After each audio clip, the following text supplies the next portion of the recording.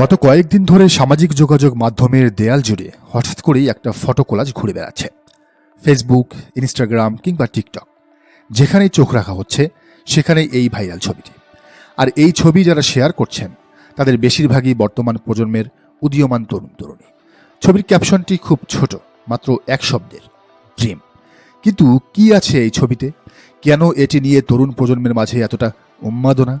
যারা এই জুটিকে নিজেদের জীবনের আদর্শ বা ড্রিম বানাচ্ছেন, তারা কি আসলেই জানেন এই ছবির আড়ালের সেই অম্লমধুর এবং কণ্ঠকাকীর্ণ মহাকাব্যিক গল্পটা? আজ আমরা জানাবো একজন ডক্টর আর একজন ডাক্তারের জীবনের বাঁকে বাঁকে ছড়িয়ে থাকা সেই অজানা কাহিনী। গল্পটি ডক্টর শফিকুল ইসলাম মাসুদ এবং ডাক্তার জাকিয়া ফারহানার। ভৌগোলিক কারণে এই জুটির পথ চলা শুরু হওয়াটা বেশ রহস্যময়, কারণ একজনের জন্ম বরিশালে, অন্যজনের সুদূর রাজশাহীতে। দুই ভিন্ন বঙ্গের এই দুই মানুষকে মিলিয়ে দিয়েছে সময়। 2007 সালের 3 আগস্ট ইসলামী ছাত্র শিবিরের তৎকালীন তুখোর ছাত্রনেতা মাসুদের সাথে পরিণয় সূত্রে আবদ্ধ হন জাকিয়া। ডাক্তার জাকিয়া যেন জেনে শুনেই এক অগ্নি পরীক্ষায় পা দিলেন। বিয়ের পর থেকে প্রতিটি সেকেন্ড, প্রতিটি ঘন্টা আর প্রতিটি দিন তার জন্য হয়ে উঠল এক একটা কষ্টের মহাকাব্য। ছাত্র শিবিরের কেন্দ্রীয় সভাপতি, যিনি পরবর্তীতে জামায়াতে ইসলামীর সক্রিয় রাজনীতি করবেন, এমন একজনকে জীবনসঙ্গী হিসেবে বেছে নেওয়ার ধৃষ্টতা দেখানোর ফল জাকিয়া ভোগ করতে শুরু করলেন বিয়ের মাত্র 1 বছর পর থেকে।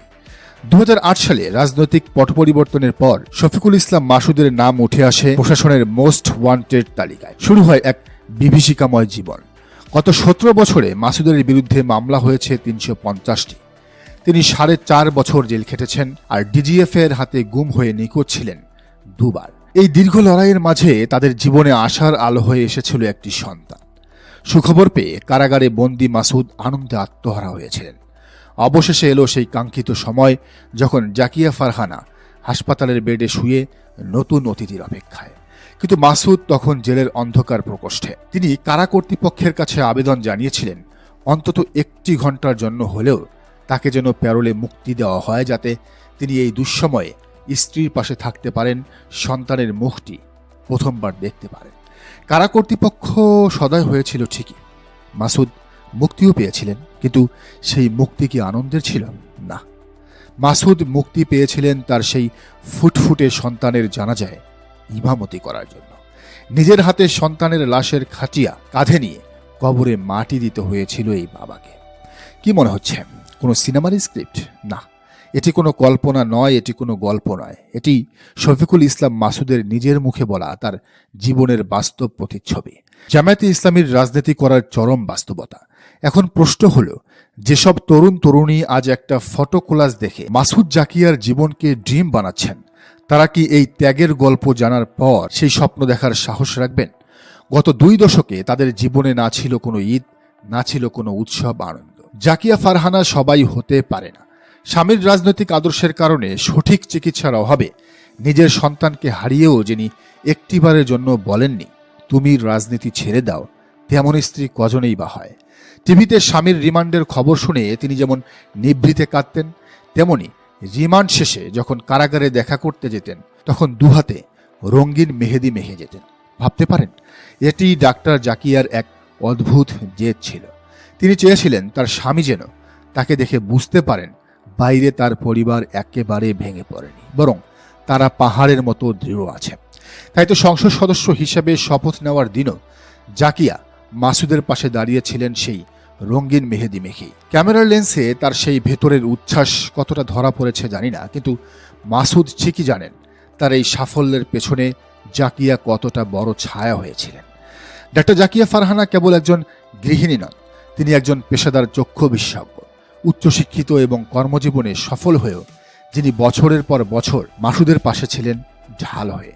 পটুয়াখালীর বাউফলের নারীরা যে বিপুল ভোটে আজ মাসুদকে সংসদে পাঠিয়েছেন, তার নেপথ্যের কারিগর এই ডাক্তার জাকিয়া ফারহানা। গ্রামে নিয়মিত মেডিকেল ক্যাম্প করা আর সাধারণ নারীদের বিপদে আপদে পাশে থেকে তিনি হয়ে উঠেছিলেন কারো বোন, কারো ভাবি কিংবা কারো প্রিয় ভাতিজি। এই হলো সেই ভাইরাল ছবির পেছনের গল্প। ভালোবাসা মানে শুধু রোমান্টিক ডিনার বা দামি উপহার নয়। ভালোবাসা মানে বিরূপ পরিস্থিতিতেও হাতটা শক্ত করে ধরে রাখা। আর যারা এই জুটিকে ড্রিম বলছেন, তারা কি পারবেন জাকিয়া ফারহানার মতো এমন পাহাড় সম ধৈর্য নিয়ে কারো পাশে থাকতে? তবে হ্যাঁ, মাসুদ জাকিয়া দম্পতির জীবনের এই কঠিন সমীকরণটা আপনি খুঁজতে গেলে জামায়াতে ইসলামীর রাজনীতির সাথে যুক্ত এমন হাজারো পরিবারে পাবেন। মাসুদ তবু গুম হয়েও ফিরেছেন, জেল খেটে বের হয়েছেন, দুনিয়ার আলো দেখছেন, আজ অন্তত বেঁচে আছেন। কিন্তু শহীদ মীর কাশেম আলী কিংবা আলী হাসান মোহাম্মদ মুজাহিদ, আব্দুল কাদের মোল্লাদের স্ত্রীদের তো সেই সৌভাগ্যটুকুও হয়নি।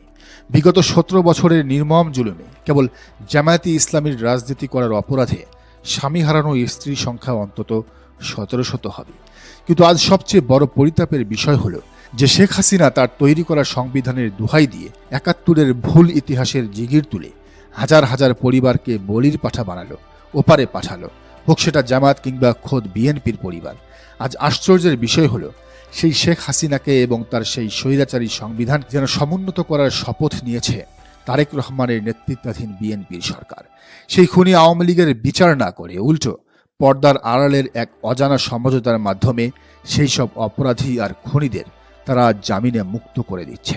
শুধু কি তাই, গত জুলাইয়ের মহান গণ অভ্যুত্থানে যে 1500 তাজা প্রাণ রাজপথে রক্ত দিল, সেই শহীদের পবিত্র রক্তের সাথেও কি আজ বেইমানি করছে না বর্তমান সরকার? তারা রাষ্ট্রের মৌলিক সংস্কার মানছে না, তারা জুলাই সনদ মানছে না, তারা লাখো জনতার প্রাণের দাবি গণভোট মানছে না। আস্থায় একটি বড় প্রশ্ন পুরো জাতির বিবেকের কাছে। ডক্টর শফিকুল ইসলাম মাসুদের স্ত্রীরা কি তবে আজকের এই দিনটি দেখার জন্যই জীবনের 20টা বছর এমন অমানসিক কষ্ট করেছিলেন? নিজের নারী ছেঁড়া সন্তানকে হারিয়েছিলেন কেবল এই পরিণতি দেখার জন্য? এই কঠিন এবং নির্মম প্রশ্নের উত্তর আজ কে দিবে? দর্শক, আপনি বিষয়টিকে কিভাবে দেখছেন জানান মন্তব্যের ঘরে। আর এই চ্যানেলে নতুন হলে অবশ্যই সাবস্ক্রাইব করে বেল আইকনটি বাজিয়ে রাখুন এবং ফেসবুক পেজটি অবশ্যই ফলো দিয়ে রাখুন।